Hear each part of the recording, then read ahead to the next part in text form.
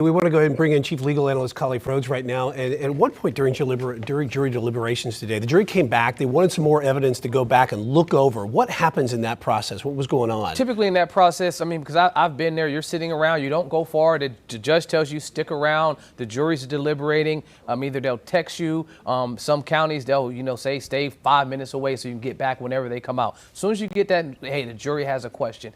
If they're asking to send stuff back, the judge will say, well, does anyone object? And then there's the information they'll get back. If they're asking for video to be played back, most of the time that's played back in the presence of everybody, and you got to replay it exactly how it was played in court. So those are normally the harder ones. If you had 2 hours worth of video, you got to watch the whole thing. But when they're asking for evidence to be sent back, that portion the judge will say, is the prosecutor on board with it? Defense attorney on board with it? All right, that's fine. They also had questions about needing 30 more minutes. Typically, a judge will want to ensure that their court flows orderly. And so she would have already given them the schedule. Look, we're going to stop at 5 or we'll stop at 4:30. They came back out and said, look, we need 30 more minutes because maybe they were close and they didn't want to have to come back tomorrow. Not that they're attempting to rush justice because someone's life is on the line, but you're talking about we're close. We just need a couple more minutes. Let's get there. And so the judge will say, are you guys all right? We're giving them 30 more minutes.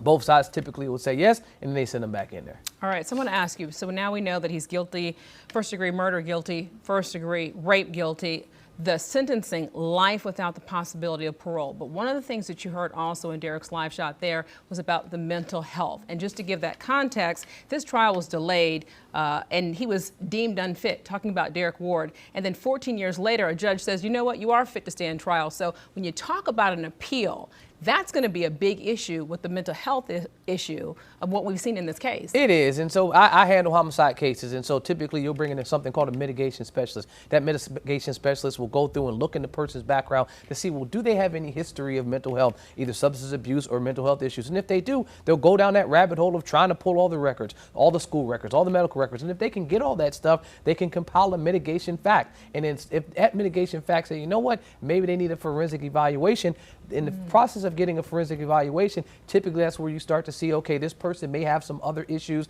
and then they'll go get sent off to Central Regional or get sent off to Butner. When they go to those places, the person can be rehabilitated. And so even at one point, they could say, you know what, they're not fit to stand trial. They can go there for 1 year, 2 years, 3 years, 4, 5, it doesn't matter. Once the doctor has said, you know what, we think this person has been rehabilitated, and now we can send them back out, and they can go and stand trial, that's what occurred. So the judge didn't make the decision.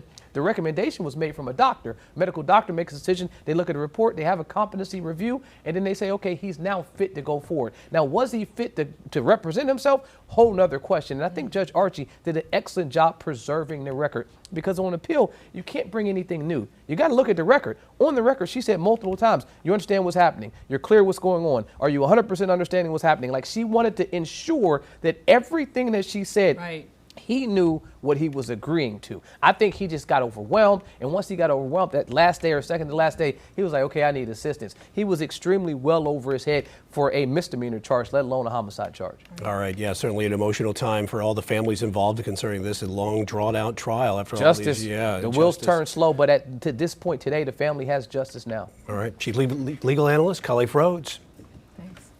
Well, for more details on this trial and the latest developments, you can head to our website at qcnews.com.